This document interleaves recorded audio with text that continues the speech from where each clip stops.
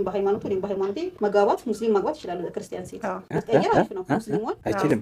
ክርስቲያን ሴት ማግባት ይችላል ባላህ አጋሪ የሆኑ ሴቶችን እስከሚያምኑ ድረስ አታግባቸው ከአጋሪቱ ምንም ደንቃችሁ ያመነችው ባሪያ በእርግጥ በላጭ ናት ይላል ለአጋሪ ወንዶችም እስከሚያምኑ ድረስ አትዳሩላቸው ከአጋሪው ጌታ ምንም ቢደንቃችሁ ምእመኑ ባሪያ በላጭ ነው ይላል ምን መሰለህ አሁን ይሄ ኮንሰፕቱ ይሄ የቁርአን ቃል ነው ባላህ አላጋሩም እኮ ገባህ ባላህ አላጋሩም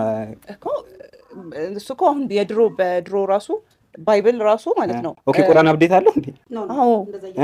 አፕዴት እኮ አይደለም 4 ከቁርአን በፊት 3 ወርደዋል አይደለ እነሱ እንዳለ የሚያመለክቱት አንድ አላህ ላይ ነው ግን ደግሞ ይሄ ሩሉ ነው ህጉን የተቀየረ ውይይታቸውን እንደሰማችሁት ነው እኔ እንኳን በዚህ ርዕስ ላይ ለማውራት ሳይሆን አንድ ነገርን ለማሳሰብ ነው እንደምትመለከቱት በዚህ መልኩ ተሰብስበው ያወሩ ያለበት ጉዳይ በጣም አሳሳቢ ዕውቀት ያላቸው ዒልም ያላቸው ሰዎች የነሱን ንግግር የሚፈልግ የዑለሞችን ፈትዋ የሚፈልግ የሆነ ጉዳይ ነው ነገር ግን ዲን ላይ ሲሆን ሸሪዓ ላይ ሲሆን ሁሉም ሰው እንደምትመለከቱት የራሱን ሐሳብና አስተያየት ያስቀምጥበታል የእስልምና እምነት ተከታይም ከእስልምና እምነት ውጭ ያሉትም በዚህ መልኩ ተሰብስበው አንዱ ይቻላል አንዱ አይቻልም እያሉ ስለ ዲን ስለ ሸሪዓ በዚህ አይነት መልኩ እያወሩ ነው ዕውቀት የሌላቸው ወይም ደግሞ አናሳ ዕውቀት ያላቸው ሰዎች ታላላቅ ዑለሞች የተለያየ አስተያየት የሚያስቀምጡባቸውን ጉዳዮች ገብተው ሲፈተፍቱ እየተሰማ ነው በዲን ላይ የሆነ ነገር መናገር ፈትዋን መናገር ማለት ልናውቀው የሚገባ ነገር አላህን ወክለን ነብዩን ሰለላሁ ዐለይሂ ወሰለም ወክለን የሆነን ሸሪዓ የሆነን ሁክምን ማስተላለፍ ማለት ነው አላህና መልእክተኛውን ወክሎ እየተናገረ መሆኑን በደንብ ማሰብ ይኖርበታል እንደምናስበው ነገሩ ቀላል አይደለም እነዚህ ሰዎች ይቻላል አይቻልም ብሎ በዚህ መልኩ እንደዚህ ብሎ የለቀቁት ነገር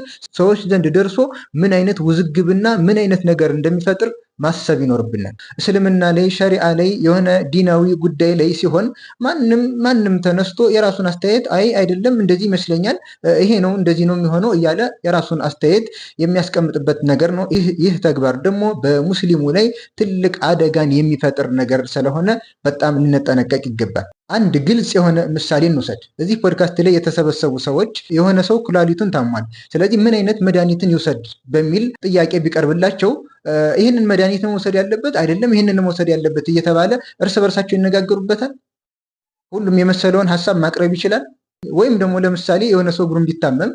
አንደኛው እግሩ መቆረጥ ነው ያለበት ሌላኛው ደግሞ መቆረጥ አያስፈልገውም እያለ የራሳቸውን አስተያየት በሰዎች ላይ የሕክምና ባለሙያዎችን ተክተው መናገር ይችላሉ እዚህ ላይ የሚዳፈር አካል አለ ዕውቀቱ የለኝም ብለው ራሳቸውን ይቆጥባሉ ወደ ዲን ስንመጣ ግን የተለያየ አይነት አስተሳሰብ ያለው ሰው ሁሉ እኔም መናገር አለብኝ ብሎ በሚፈልገው መልኩ የራሱን አስተሳሰብ ሲገልጽ ይሰማል የማናውቀው ጉዳይ ሲገጥመን ልክ የሕክምናውን ጉዳይ ወደ ባለሙያዎቹ ወደ ሐኪሞቹ እንደምናስተላልፈው ሁሉ ሸሪዓዊ ጉዳይ ዲናዊ ጉዳይ ሲሆንም ደግሞ ባለቤቶች አሉት ወደ እነሱ መልሶ መጠየቅ ይቻላል አላህም ቁርአን ላይ ፈስአሉ አህለ ዚክሪ ኢንኩንቱም ላ ተዕለሙን የማታውቁትን ነገር የእውቀት ባለቤቶችን ጠይቁ ብሎ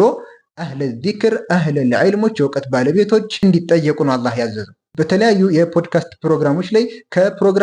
ከፕሮግራማቸው ጋር የማይገናኝን ነገር በድንገት የገባን የዲናዊ ጉዳይን ለጊዜው ማቆየት እንጂ በዛው ርዕሱ ከተነሳ ላይ ቀር ብሎ በዚህ አይነት መልኩ የተወዛገበ የሆነን ሐሳብ ለህዝብ ማቅረብ በጣም የተሳሳተ የሆነ ስራ ነው በዲን ላይም ደግሞ አጉል የሆነ ድፍረትን ያሳያል ፖድካስቱ የተዘጋጀው ስራዬ ተብሎ ለዚህ ጉዳይም ከሆነ በዚህ ጉዳይ ላይ ማውራት የሚገባቸው አካሎችን ጋብዞ ርዕሱን በደንብ እያነሱ ትክክለኛ ሸሪዓዊ ግንዛቤ ለህዝብ እንዲያስጨብጡ ማድረግ ነው ከዚህ ውጭ ይህ ተግባር ምንም አይነት የሚጠቅመው ነገር የለም እንዲሁም ህዝብን ግራ የሚያጋባና ያልሆነ የሆነ ተግባር ነው ስለዚህ ሁላችንም ከእንደዚህ አይነት ተግባራት ልንጠነቀቅ ይገባል ከእውቀት ባለቤቶች በዚሁ ላይ ጊዜያቸውን ከፈጁ የእውቀት ባለቤቶች እውቀትን ልንወስድ ይገባል ወሰላሙ አለይኩም ወራህመቱላሂ ወበረካቱ